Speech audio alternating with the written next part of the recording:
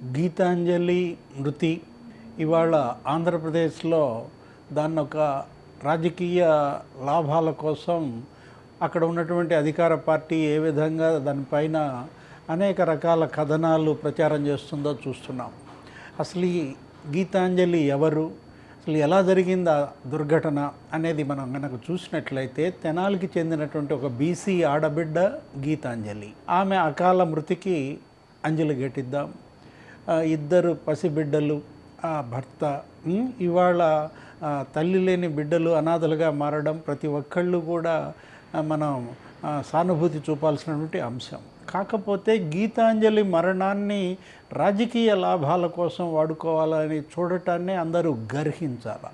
ఎందుకంటే ఒక మహిళ తనకేదో చిన్న బెనిఫిట్ జరిగింది, ఒక ఇంటి పట్టా అనే అంశం, దాని గురించి ఆమె మాట్లాడటం, ఆమె చేత మాట్లాడించటం. ఎందుకంటే ఇక్కడ తను స్వచ్ఛందంగా మాట్లాడిందా, అక్కడ అధికార party YSR Congress social media మాట్లాడించిందా? ఆ మాట్లాడించినప్పుడు కేవలం ఆ పథకం గురించే మాట్లాడించారా, లేకపోతే ఇంకా రాజకీయంగా ఏమైనా ప్రశ్నలు వేశారా అనేది చూసినట్లయితే మనకి తెనాల్లో మనం చూసాం. ఏంటి, చంద్రబాబు పవన్ కళ్యాణ్ కలిస్తే ఎలా ఉంటుంది, అక్కడ శివకుమార్ ఓడిపోయే అవకాశం ఉందా, ఇలాంటి ప్రశ్నలు మరి వేయాల్సినటువంటి అవసరం ఏమొచ్చింది, దానికి ఆమె నుంచి సమాధానాలు రాబట్టాల్సినటువంటి ప్రశ్న ఎలా? ఇప్పుడు మనం చూసినట్లయితే ఆ రోజు ఇన్సిడెంట్ ఇది ఎప్పుడు జరిగింది, 7వ తారీఖు జరిగింది. ఆ ఫోన్ మాట్లాడుతోందనేది ఇప్పుడు కొత్తగా బయటకు వచ్చిందనమాట. అసలు గీతాంజలి ఆ ఇన్సిడెంట్ జరిగినప్పుడు ఆ ఫోన్ ఇప్పటివరకు ట్రేస్ కాలేదు. ఆ ఫోన్ ఏమైంది, ఎవరు దాన్ని కావాలనే మిస్ చేశారా, లేకపోతే అది ఆ ఇన్సిడెంట్లో పోయిందా? ఫోన్ దొరికితే తప్ప గీతాంజలి మృతికి సంబంధించినటువంటి నిజాలు బయటకు వచ్చే అవకాశం లేదు. ఆ ఫోన్ కనుక దొరికినట్లయితే ఇన్సిడెంట్కి ముందు ఆమె ఎవరితో మాట్లాడింది, అసలు ఆమె గత 10 రోజులుగా ఎవరి నుంచి ఎక్కువ కాల్స్ వచ్చాయి, ఎక్కడెక్కడికి ఆమె వెళ్ళింది, వీటన్నిటినీ కూడా మనం పరిశోధించాల్సిన అవసరం ఉంది. విచారణలో తేలాల్సినటువంటి అంశాలు. రైల్వే స్టేషన్కి ఆ సమయంలో తను ఎందుకు వచ్చింది, అక్కడ మరి ఆ సందర్భంలో ఫోన్ మాట్లాడటానికి కారణం ఏంటి, ఆ టైంలో ఎవరి ఫోన్ ఆమెకి వచ్చింది. ఇప్పుడు 7వ తారీఖు ఇన్సిడెంట్ జరిగితే ఒకరోజు ఆమెకి మరి వైద్యం, 9వ తారీఖు ఏమో ఆమె చనిపోయినట్లుగా మనం చూసాం. ఇప్పటి వరకు చనిపోయేదాకా పట్టించుకున్నటువంటి ఈ రాజకీయ పార్టీలు, ఈ వాటి యొక్క సోషల్ మీడియాలు చనిపోయిన తర్వాత మరి ఒకళ్ళపై ఒకళ్ళు దుమ్మెత్తి పోసుకోవటం, బురద జల్లటం మనం చూసాం. ముఖ్యంగా వైఎస్ఆర్ కాంగ్రెస్ పార్టీ దీనిపైన వాళ్ళ అధికారిక మీడియా, ఆ సాక్షిలో కావచ్చు, ఫస్ట్ పేజీ, తర్వాత లోపల ఫుల్ పేజీలు కేవలం ఏంటంటే తెలుగుదేశం పార్టీ పైన దుమ్మెత్తిపోయటమే లక్ష్యంగా మనం చూస్తున్నాం అన్నమాట. గీతాంజలి గురించి ట్రోలింగ్స్ చేసినప్పుడు అవి ఏ విధమైనటువంటి ట్రోలింగ్స్ జరిగాయి, అందులో ఆమెను నొప్పించేటువంటి అంశాలు ఏంటి, ట్రోలింగ్స్ వల్లే గీతాంజలి ఆత్మహత్య చేసుకుందా, అసలు అది ఆత్మహత్య, హత్య? ఆ మధ్య ఒక వీడియో కూడా ఏదో మనం చూసాం, ఎవరో ఇద్దరు మాట్లాడుకుంటున్నటువంటి ఆడియో విన్నాం. ఏంటి, ఎవరో తోశారంట ఇద్దరు వ్యక్తులు ఆమెని. ఇప్పుడు ఆ వస్తున్నటువంటి జన్మభూమి ఎక్స్ప్రెస్ అప్పుడు చాలా తక్కువ వేగంతో వస్తోందని, ఆమె ఆత్మహత్య చేసుకోవాలన్నా లేకపోతే ఆమెని హత్య చేయాలన్నా కూడా వేగంగా వచ్చే రైలు కింద పడటమో తొయ్యటమో జరుగుద్దు, కానీ మెల్లగా వచ్చేటటువంటి రైలు కింద ఎందుకు పడతారు, ఎందుకు తోస్తారు అనేది మరో ప్రశ్న అన్నమాట. లోకో పైలట్ ఇచ్చినటువంటి సమాచారం కూడా మనం చూసామన్నమాట. ఏంటి, జన్మభూమి ఎక్స్ప్రెస్ అది అటు ఆత్మహత్యగాను కనపట్టలేదు, హత్యగాను కనపట్టలేదు. ఫోన్ మాట్లాడుతూ ఆమె వెళ్తున్నది అతను చెప్పిన అంశం అన్నమాట. ఇప్పుడు గీతాంజలి మృతి వల్ల ఎవరు లాభపడతారు?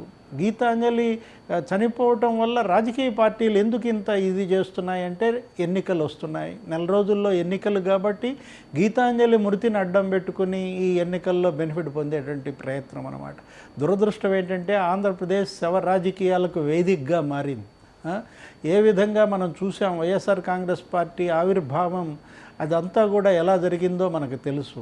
అప్పట్లో రాజశేఖర రెడ్డి దుర్మరణం, రాజశేఖర రెడ్డి శవం పక్కన పెట్టుకుని సంతకాల సేకరణపై ఆయన కొడుకు జగన్మోహన్ రెడ్డిపై ఏ విధంగా విమర్శలు చెలరేగాయో చూసాం.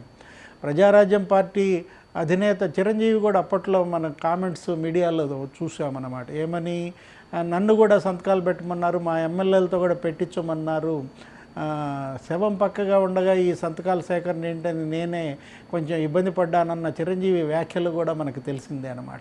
అంటే శవం కనపడితే చాలు వీళ్ళు గద్దల్లాగా వాలిపోతున్నారన్నమాట. ఇప్పుడు కొత్తగా మళ్ళా సాక్షిలో కానీ వైఎస్ఆర్ కాంగ్రెస్ కానీ ఏం తీసుకొస్తుంది, ఇటు గీతాంజలి మృతిని గతంలో జరిగిన రిషితేశ్వరి మృతితో పోలుస్తున్నారన్నమాట.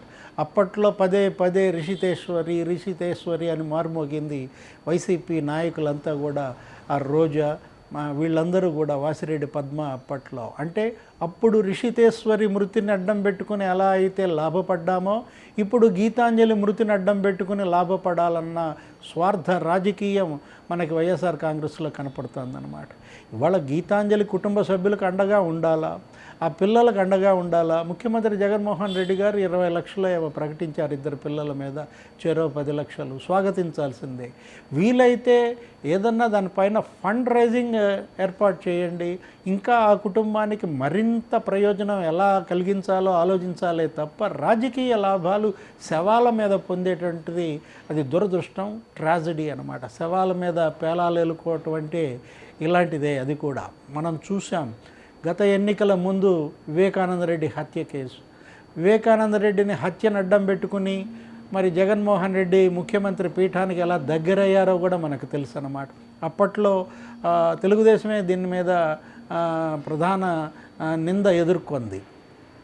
చంద్రబాబు లోకేష్లే చంపించారని నారాసుర రక్త చరిత్ర అని అసలు ఫుల్ పేజీలు రాసి పారేశారు. ఇలాగే అప్పుడు కూడా వివేక హత్య మీద అనేక కేసులు కథలుగా వినిపించారు అన్నమాట. ముందు గుండెపోటు అన్నారు, రక్తపు వాంతులు అన్నారు, ఆ తర్వాత కట్లు కట్టించేసి పూలు తల్లి అదేదో న్యాచురల్ డెత్గా క్రియేట్ చేయాలని చూశారు. విజయసాయి రెడ్డి ఇలాంటి వాళ్లే గుండెపోటని చెప్పడం మనం విన్నాం. అసలు అదే సమయంలో శవాన్ని చూడకుండానే అక్కడేం జరిగిందో పోలీసులు చెప్పకుండానే జగన్మోహన్ రెడ్డి చెప్పేశాడు, గొడ్డలితో మా బాబాయిని తలపై 5 దెబ్బలేశారని. అసలు ఆయుధం గొడ్డలి అనే విషయం ఆయనకి ఎలా తెలిసిందనేది ఇప్పుడు ఒక పెద్ద ప్రశ్న. 5 దెబ్బలు తలపై పడ్డాయని ఆయనకి ఎలా తెలిసిందనేది ఒక పెద్ద ప్రశ్న. వివేక హత్య కేసు నారాసుర రక్త చరిత్ర అని రాసిన వాళ్ళు మరి ఇప్పుడు ఏం చేస్తున్నారు? ఆ రోజు చంద్రబాబు చేతిలో గొడ్డలు పెట్టారు, ఆ గొడ్డల నుంచి రక్తపు చుక్కలు కారుతున్నట్టుగా ఫోటోలు వేశారు. ఎలా చంద్రబాబుపై నిందేసి రాజకీయ అధికారం పొందారో జగన్మోహన్ రెడ్డి కళ్ళ ముందే ఉంది.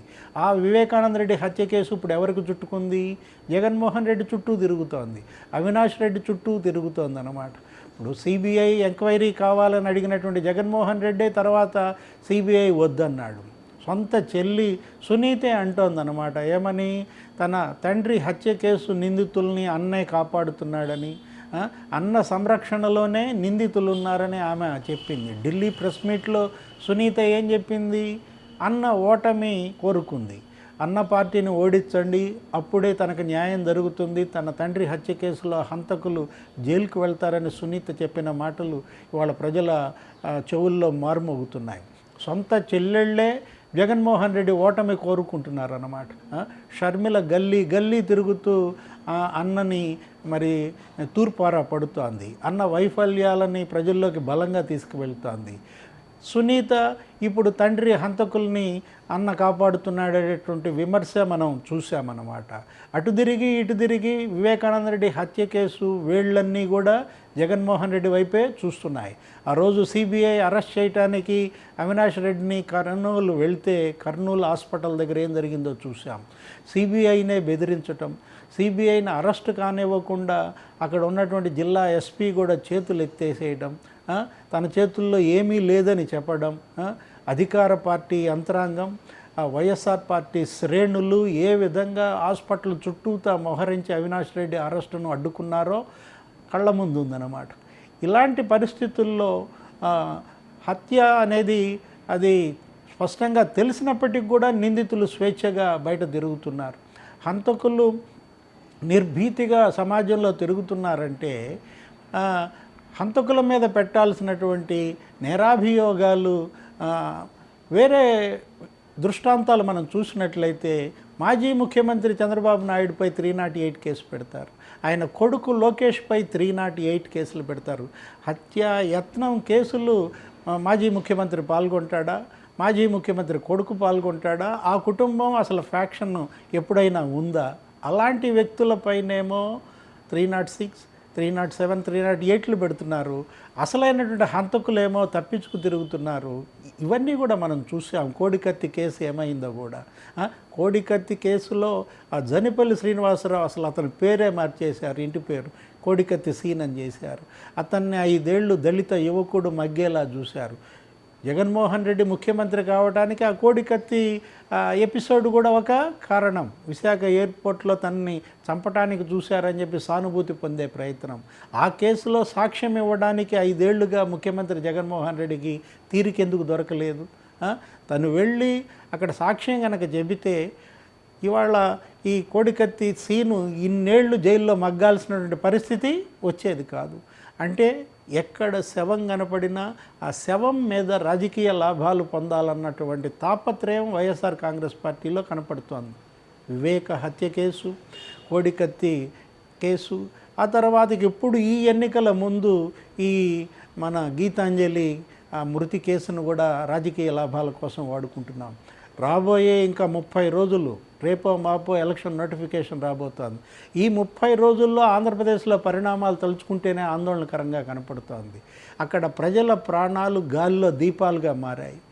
శవాల మీద పేలాలు ఎరుకునే దుష్ట సంస్కృతి అక్కడ పెంచి పోషిస్తున్నారు. స్వార్థ రాజకీయాలకు ఈ మరణాలను, ఈ హత్యలను, ఈ హత్యా యత్నాలను, ఆత్మహత్యలను ఉపయోగించుకుంటున్నటువంటి పరిస్థితుల్లో ప్రజలారా తస్మాత్ జాగ్రత్త. ఈ క్షుద్ర రాజకీయాలపై రుద్ర నేత్రులు కావాల్సింది ప్రజలే.